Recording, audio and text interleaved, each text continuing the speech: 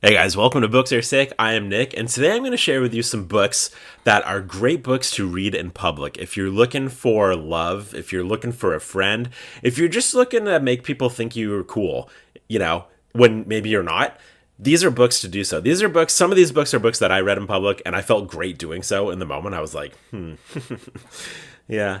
And some of these books I haven't read yet, but I think would be great to read in public. I'm not going to lie. I read on my front porch a lot. And when people are walking by, we're on a busier street, so people are walking by quite frequently.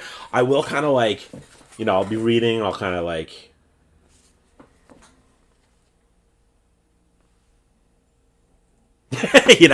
I'll kind of make sure that the book is very noticeable if it's one of these books. Not all books are like that. Some books I'll actually try to hide away in public, but let's start from the top here. So the first one I have here is In the Garden of Beasts by Eric Larson.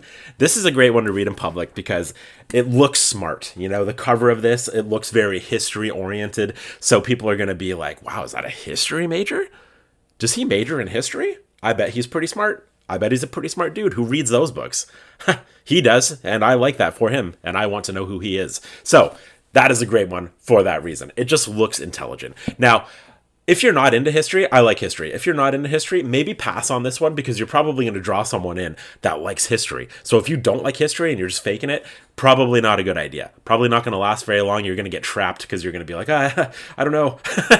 So anyway, that's a good one. So the next one here is The Count of Monte Cristo. Now, this is a really, really, really big book. And any long, huge book like this is just going to be great to read in public because it just looks impressive.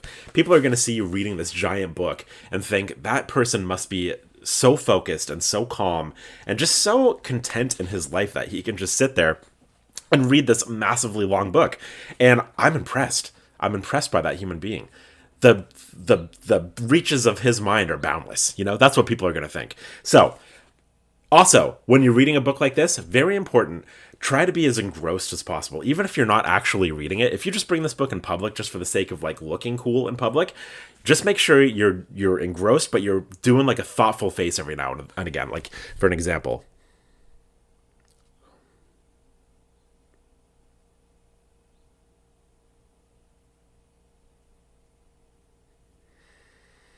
just make sure you're doing that, okay? And you'll get a pal for sure. Okay. Moving along, the next one is The Metamorphosis by Kafka. This one isn't too long, but it is impressive looking because people who don't know what The Metamorphosis is are just going to see that title, The Metamorphosis, and think, that guy's reading something called The Metamorphosis. That might be the smartest person I've ever seen in public. Maybe they're a scientist, Those who know this story are going to think that you're not a scientist, but they might think that person is very thoughtful, compassionate, maybe profound. Maybe profound. I might throw profound out there because this is a pretty deep book, and also the cover is it's going to pull someone into. Look at that cover. So Kafka in public, can't go wrong with Kafka in public, especially if it's called The Metamorphosis. Moving along.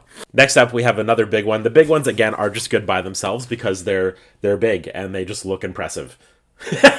So next up we have Larry McMurtry's Lonesome Dove. I think this is a good one to read in public because you don't see this one out in public too often. I'm not gonna lie, if I was out in public and I saw someone reading Lonesome Dove, maybe it's because it's one of my favorite books ever, but I'd be like, hey, I just wanted to see if I could be your friend, and do you want to do that? Because this is the greatest book ever.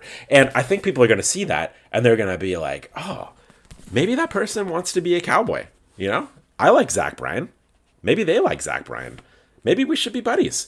And that's it could be as simple as that. You know what I mean? They're going to be intrigued for sure if they see you reading Lonesome Dove in public. Moving on. So we're going to start with 4 books here that I haven't read that I think would be really good to read in public. The first one here, this one just looks really, really nice. So people are going to be like, wow, that's a really old book. But this is Pride and Prejudice by Jane Austen. Now, Pride and Prejudice, if my wife and I hadn't met yet and we were both at a coffee shop or something together and I pulled this out and started reading, we might get married that afternoon because this is her favorite book of all time. And I think if she saw me reading this in public, she'd be like, excuse me. And we got engaged pretty fast. We got engaged a few months after meeting each other. It might have happened even faster if I was reading this in public. So Pride and Prejudice, it's a classic. You're going to look like you're sentimental. You're kind of, in touch with emotions and stuff like that. And yeah, it's good. I said it's good. I haven't read Pride and Prejudice, but I've seen the movie 4 or 5, 6, 7 times, and I love the movie, so I'm pretty sure I'll like the book. So next up we have The Bell Jar by Sylvia Plath. This is a great one to read in public because I feel like people who love The Bell Jar also love people who love The Bell Jar, so you can get like a Bell Jar fan club going, which might be like the weirdest fan club of all time, but this is a great one because people are going to think, wow, that person's really smart, but also they're probably pretty compassionate, you know? I feel like, I haven't read this, but I think it's a pretty deep book, a lot of, you know, so, Next up, we have To the Lighthouse by Virginia Woolf. This is a great one because it's a Penguin classic again, so people are going to be like, that person loves classics. They must be pretty intelligent. And also, I feel like this book just has a lot of the sort of intrigue and allure to it, you know, because this isn't one that you hear mentioned too often. So if people can read the title from where you're reading it, they're going to be like, oh, that's different. They must be different. And yeah, I don't know. Okay, and finally here we have East of Eden by Steinbeck. This particular one is great to read in public because the title is huge. And Steinbeck, even if you're not a reader, I feel like Steinbeck is a name that a lot of people know and associate with, you know, brilliance, basically. So if you're reading this out in public, people are going to be like, that person is brilliant and impressive, and that is just a great thing for that person.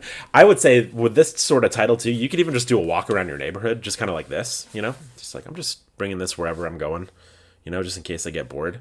And people are going to be like, wow, whoa. So anyway, those are some books that I would recommend reading in public if you're trying to impress people that you don't even know. Or, again, if you're trying to find a life partner, this might do the job. Hope that was helpful. And thank you for watching this video. Book Club, link down below. It's on Patreon. I've got the long list vote going soon. This week it'll be up. We're gonna vote on the book for next month, which is May. And also, if you want to like and subscribe to this channel, that would be awesome. See how normally I did that? I'm gonna try and be more normal about that from now on. Thank you guys for watching this video. I know that was weird.